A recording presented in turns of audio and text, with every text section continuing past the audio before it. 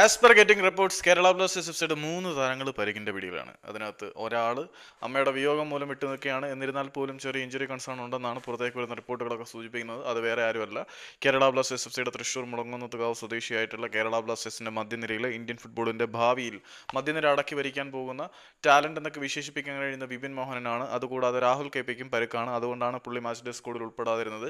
രണ്ടാഴ്ചയ്ക്കുള്ളിൽ Rahul K P completely ഫിറ്റായിട്ട് ടീമിനോടൊപ്പം മടങ്ങി വരും എന്ന് മാർക്കസ് മറുകൾ ഉൾപ്പെടെയുള്ള ആളുകൾ പറഞ്ഞതിന് പിന്നാലെ തന്നെ മറ്റൊരു അപ്ഡേറ്റും കൂടി പുറത്തേക്ക് വന്നിട്ടുണ്ട്. കഴിഞ്ഞ മത്സരത്തിൽ ഇല്ലാതിരുന്ന, അതിന് മുന്നത്തെ മത്സരത്തിൽ ഇരട്ട ഗോളുകൾ നേടിയ ഇന്ത്യൻ താരമായിട്ടുള്ള ഇഷാൻ പണ്ഡിതയും പരിക്കിന്റെ പിടിയിലാണ്. അപ്പം നിലവിൽ കേരള ബ്ലാസ്റ്റേഴ്സ് എഫ് സിയുടെ സ്കോഡിൽ 3 ഇന്ത്യൻ താരങ്ങൾ പരിക്കിന്റെ പിടിയിലാണ്. 2 മലയാളികൾ, ഒന്ന് വിപിൻ മോഹനൻ, ഒന്ന് രാഹുൽ കെ പി, മറ്റൊന്ന് ഇഷാൻ പണ്ഡിത. പിന്നെ വ്യക്തിപരമായ കാരണങ്ങളാൽ ടീമിൽ നിന്ന് വിട്ടു നിൽക്കുകയായിരുന്ന പ്രബീർ ദാസ് ടീമിനോടൊപ്പം ജോയിൻ ചെയ്ത് പരിശീലനം ആരംഭിച്ചിട്ടുണ്ട്. പറഞ്ഞു വന്നത് വേറെ ഒന്നും അല്ലടേ, കേരള ബ്ലാസ്റ്റേഴ്സിന്റെ 3 താരങ്ങൾക്ക് ഇഞ്ചുറി കൺസേൺ ഉണ്ട്: ഇഷാൻ, രാഹുൽ, വിപിൻ.